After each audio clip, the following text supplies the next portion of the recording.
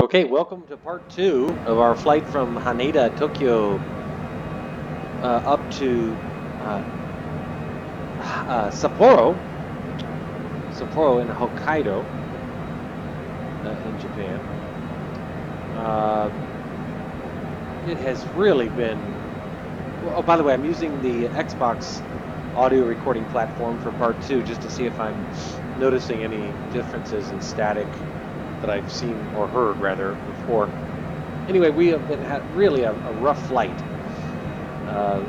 Those of you who watched part 1 may have noticed that I neglected to retract my flaps after takeoff. I did the moment I stopped recording. I noticed that my flaps were not retracted, so I did retract them. So we're good. Anyway, we've had a lot of chop. I mean, a lot of turbulence on this flight. Unbelievable winds aloft. Still 157 knots. This was up to about 173. Unbelievable. We're going to initiate our descent. We're going to set our altitude selector at 10,000. This could be a challenge, even more than usual, just because of the bouncing around and the uncooperative mouse wheel. But we're going to set it at 10,000 for now and begin our descent. Switch off the Mach. 1,800 feet per minute.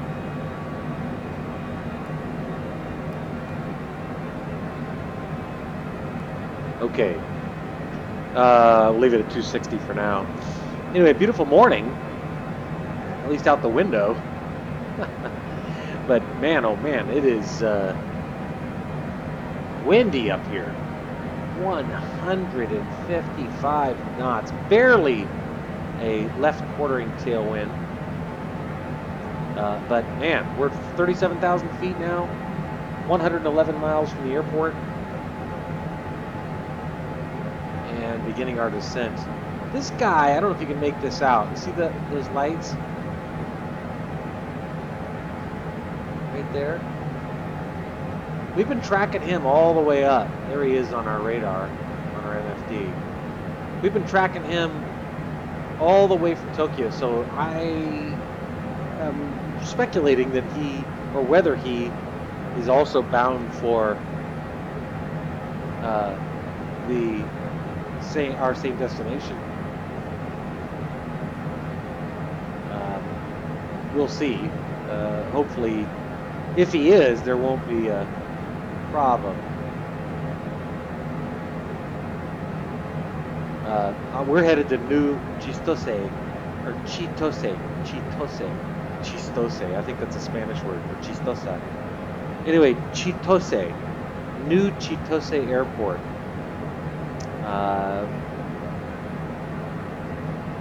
Big airport in Hokkaido, in Sapporo. I was going to land at a little airport just to the northwest of our current destination, but I found no published approaches for it, and I just didn't want to deal with that in unfamiliar airspace.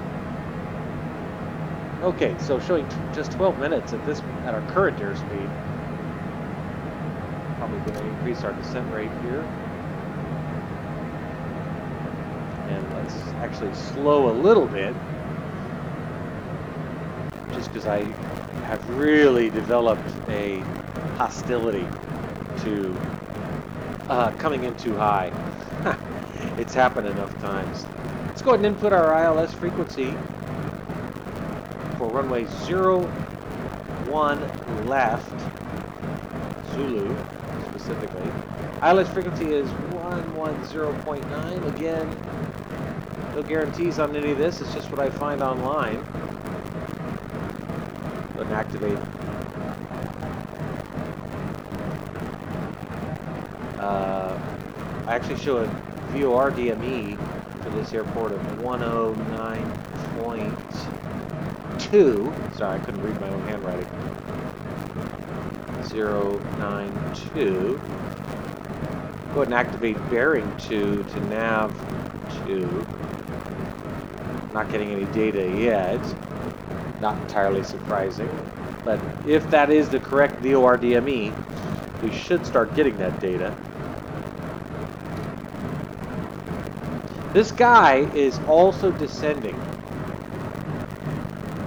I think there's a very, very strong possibility that he is also landing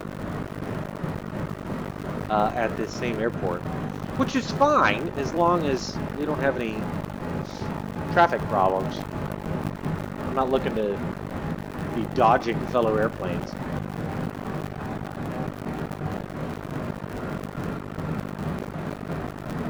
Still significant winds, 113 knots. They are slowing as we descend, but still.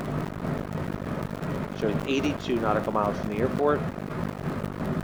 That should put us, we should be about 27,000 feet. This wind's just moving us along so much. Yeah, look at this guy. He's probably 10 miles in front of us. So because I don't have air traffic control to actually guide me in, since it's not reliable, I'm going to just increase the spacing a little bit between my airplane and that guy's airplane, because he's clearly descending. I don't know if you can make him out. See those anti-collision lights? Actually beautiful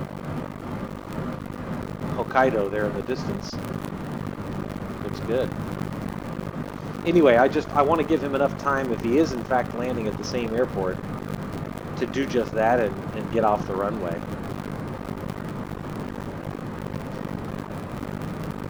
Let's see if I've been trying to identify the source of the audio problem. Sometimes I wonder if going outside, changing the engine noise, if that has any impact on it.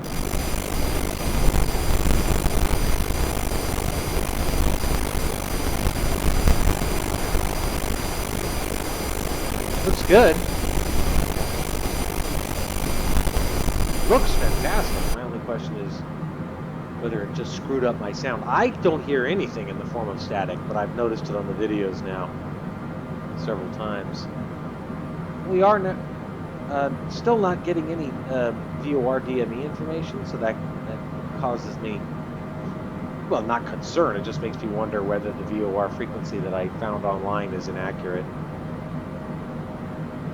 70 miles from the airport now to passing below flight level 240. Remember my standard rule: 3,000 at 10 miles, 6,000 at 20, 9,000 at 30, and so forth. So since we're 60 miles from the airport, when we're at 60 miles from the airport, we should be at about 18,000 feet. Right now we're 66 miles from the airport, and we're at 22,700. So we're all right. I'm gonna go ahead and switch bearing 1 to. Oh, why is bearing 2 just switched to GPS? Huh? That was a mistake. That was weird. Did that by itself. Anyway, we're going to switch bearing 1 to nav 1 instead of nav 2. I would not expect to be receiving ILS information yet. Still much too far from the airport. But hopefully within, oh, I don't know, 18, 20 miles, we should start getting an ILS frequency. I really think this guy is going to the same airport. He's descending at the same rate as we. He's right in front of us on the same track. So, that's interesting. Again, in the real world, obviously, multiple airplanes approaching an airport is hardly unusual, but in Flight Simulator it can be a little more challenging. So I'm slowing now a little more than I otherwise might, just to intentionally give him a little more room. Landing gear. Just ignore that. Gear. Landing gear. Landing gear. Landing gear. Oh boy. Okay. That's just a recurring bug we've noticed. Anyway, expecting to land at New Chitose Airport in Sapporo, Hokkaido About 8:23 Sapporo time. Sapporo time. That's a good line for the beer. Anytime's a good time for Sapporo time. Anyway, 8:23 a.m. It's 3:10 now, Pacific Standard Time, here in LA. 23:10 Zulu. That is Greenwich Mean Time. You can see I'm trying to give this guy some more space. You see, he is actually, the distance between us appears to be increasing. Winds aloft have dramatically reduced, thank God. I mean, I wasn't recording, but holy smokes, you should have seen how significantly we were bouncing around. Very, very alarming. I mean, nothing that was a danger to the aircraft, but still. My passenger may have been losing her lunch. Show you our approach plan here. See, here's that other guy right there. He's still on the same track. I don't know, he may be deviating for a different approach. I don't know who this guy is. This guy's taken off or flying in this south. The winds, as I recall, although let me just confirm this. Mostly cloudy, 36 degrees in Sapporo right now. Winds are from the west-southwest. West-southwest. Well, we're landing on runway 01. We're landing to the north. This could be interesting. 44 nautical miles from the airport and passing through 14,000 feet. Actually, 13,600 right now, 13,600. We want to be at 12,000 feet when we're 40 miles from the airport, so we're fine, altitude-wise.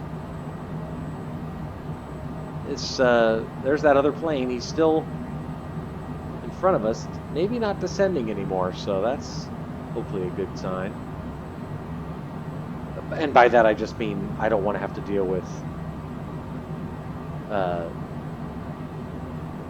traffic alerts, so forth. But there's a lot of distance between him and me. He's, again, I'm estimating at least 10 miles. He's in front of me. Which, you know, you see these airplanes on final approach into major airports. Landing gear. Use our speed brake here. Into major airports, and they have 2-mile separation. Make sure that we actually see our speed brakes deployed. There they are. See, really is amazing. We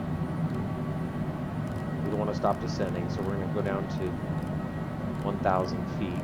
It's a sea level airport, so okay.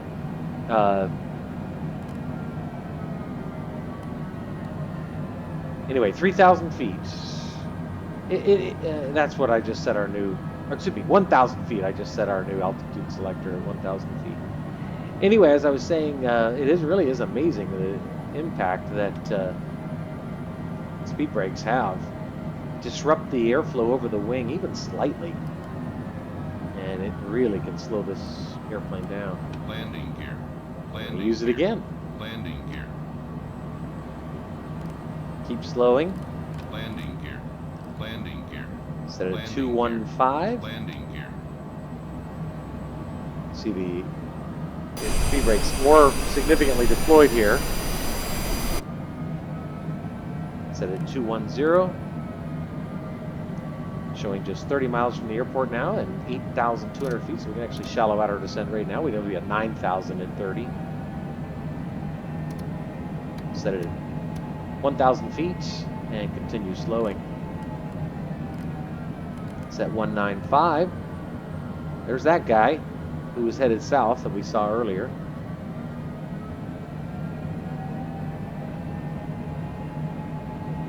Continuing our descent. Is that 185? 30 miles from the airport. I estimated 8:23 arrival time. Sapporo time in Hokkaido. 8:23 a.m. I think we took off about, it's supposed to be about a 65-minute flight. I'll check the timer right now. Just kind of, I did start the timer. I remembered to start the timer for when we started our takeoff roll. Okay, we're an hour and 2 minutes in. So I estimated a 65-minute flight. And if my landing estimate here of 8 minutes is correct, I'm going to go actually say 9 minutes. That puts us down at 8:24 a.m. 9 minutes was 1:09. So I said 65-minute flight. And we ended up, if that all proves correct, to be at about 65, 69, 70-minute flight. So a little bit slower than I would have preferred. There's the airport. Actually see it. One left, one right. So at least we've got good visual on it. We are also now receiving ILS data, 23.8 nautical miles from the airport. So that's excellent. We want to be at 6,000 feet at 20 miles, so we're at 5,900 feet right now at 23. We'll shallow out a little bit more. Slow down to 180. Go ahead and set this FMS source to nav 1. And go ahead and press the approach button. You see our green CDI right there. Turning right. Let's deactivate our bank angle limitation. Turning right now to basically then turn left as this green bar starts to drift to the left. Once we get to Bambi will be set up. See right here, Bambi. From Bambi on in, it's straight in shot, so all looking really good. Showing 6 minutes, 42 seconds to touchdown. Showing 20.6, 20.5 nautical miles. Coming in underneath that glide slope, just like we want to. Shallow that descent rate a little bit more. Slow to 175. Glide slope's now active. Showing we're beneath it. That's where we want.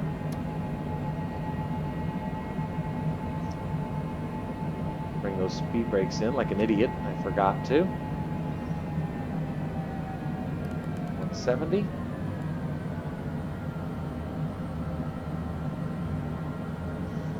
Beautiful. There it is. Making that left turn now at Bambi.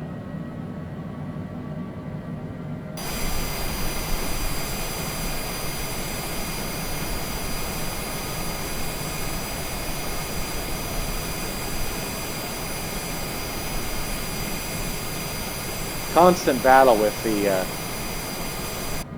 outside camera. Okay. Slow to 165. See the CDI? This green line needs to move that way.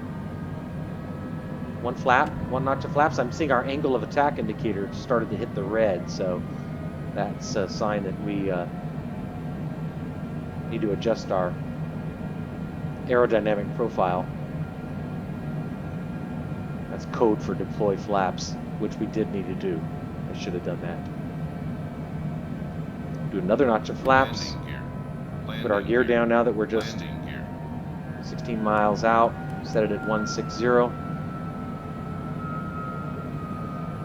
Get our landing lights on. Okay. Here we go, showing now 6 minutes, 1 second. Zoom in here on our MFD just so we have a better view of the airport when we land. Okay. This just never fails to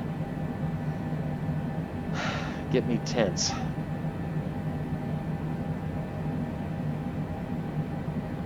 Airspeed's 158.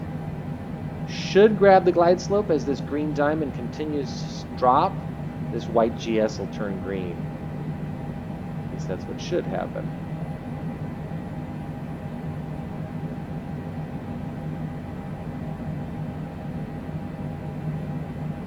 I'm watching like a hawk. Whew, I need a drink.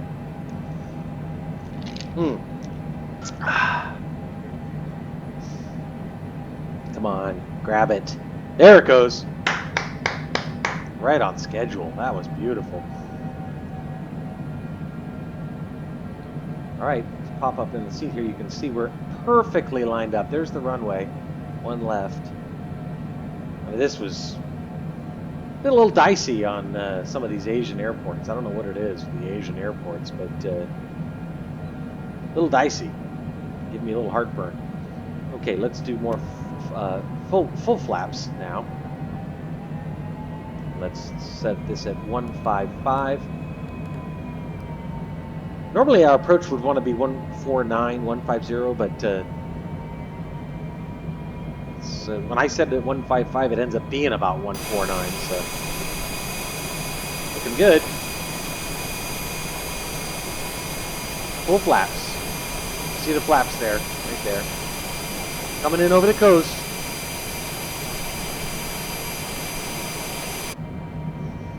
Okay. You see how I have this speed set at 155, but our airspeed is 150, 151. So that's why I'm deliberately setting it a little high. And the winds actually ended up being just fine. It's a crosswind, 7 knots, coming from the northwest. Live weather shows winds out of the west-southwest. This is coming out of the west-northwest.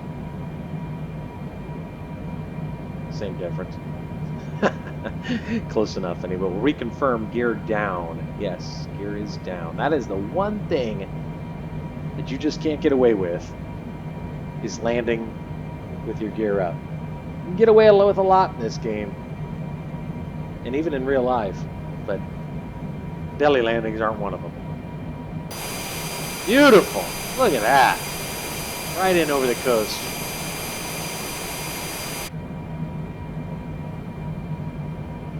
All right, showing just 3 minutes 21 seconds. Can't remember what I said. 8:24 I said. Looks like we're going to be about 8:27. Still, not too bad in terms of scheduled arrival times. Definitely would not qualify as delayed, I don't think. Look at that. Oh my God. That is just dynamite. Dynamite. Oh, I love it. Love it. God, I can't wait till they install a replay function in this game, because half the fun is just looking out the window. All right, 2 minutes 26 seconds to touchdown.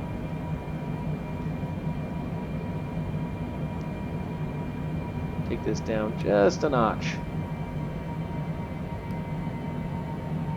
Get that airspeed.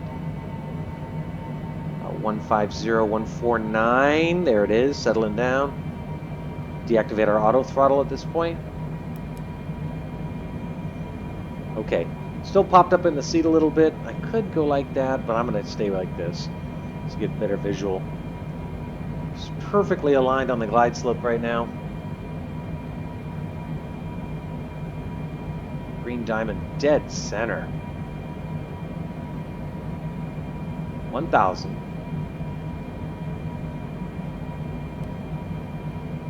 3 knots, crosswind, very slight, out of the west-northwest. 01 left, and I'm seeing white and red on the poppies. 2 whites, 2 reds. Beautiful.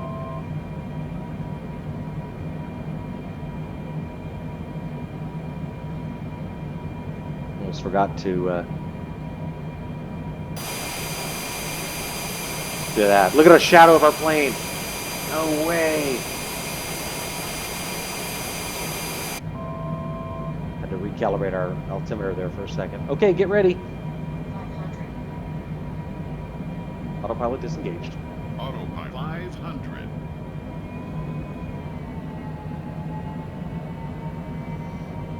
Looking really good on the poppies right now, 2 and 2.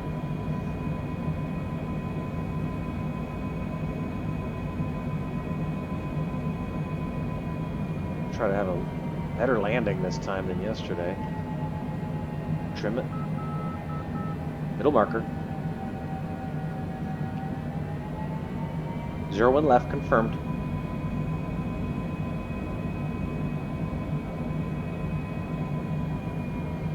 Thousand-foot markers.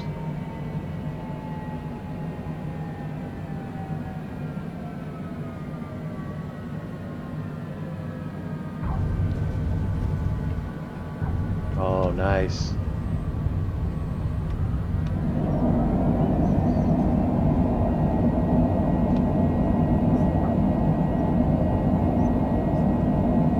Would like to have taken that exit, but at 70 knots, I didn't want to risk it.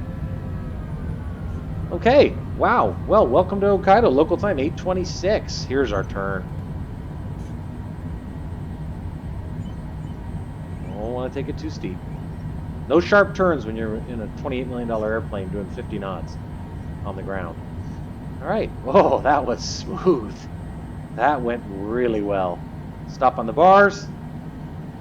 Let's get outside real fast.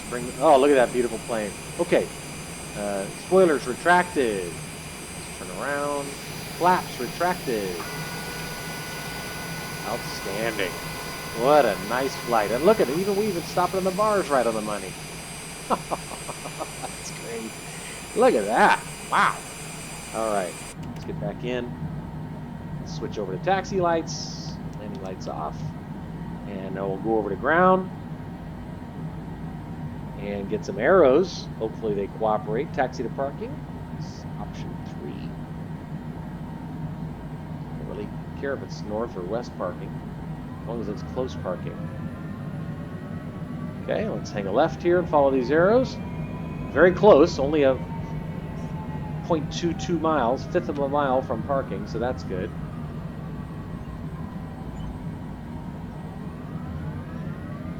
What a great, really satisfying approach, descent, approach, and landing. I just went by the numbers. It's so funny how much my mood is connected to how well my landings go. I did not like my landing at Haneda. It was too hard. I don't like hard landings. I guess nobody in the sim no pilot in the sim, no pilot in real life likes a hard landing. Sometimes it's unavoidable, I suppose, but you do your best. All right. It's like a nice day. Cold though, apparently. It's 36 degrees. Okay, there's our parking space right there, off the left. Let's see if we can do this without too much trouble. I'm going to follow these yellow lines. They're very useful. I mean, that's what you're actually following, are the yellow lines. And I use this down here to center that little airplane symbol right there on the yellow line. You see that? Right there?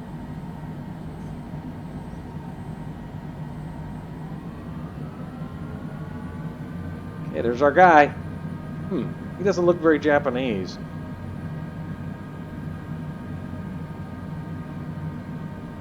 All right, man, oh man, this was a beauty today.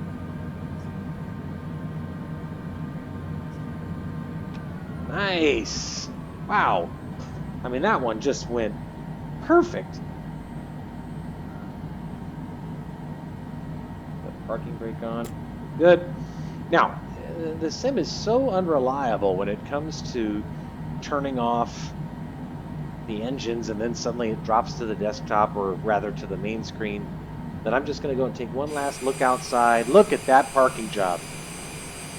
I mean, I don't want to brag, but that's a good parking job. Welcome to Hokkaido, the island of Hokkaido, Sapporo, Japan. What a beautiful plane, what a beautiful flight, what a beautiful day. I just love it. Oh, 343 Bravo Whiskey. Started Sacramento, and now here we are. Okay. So I will turn the engines off now. Normally I would go through my standard shutdown procedure, but I'm hesitant to because I don't want to get dropped to the main screen without having done all this. It seems incomplete. So let's kill our lights, do our shutdown procedure.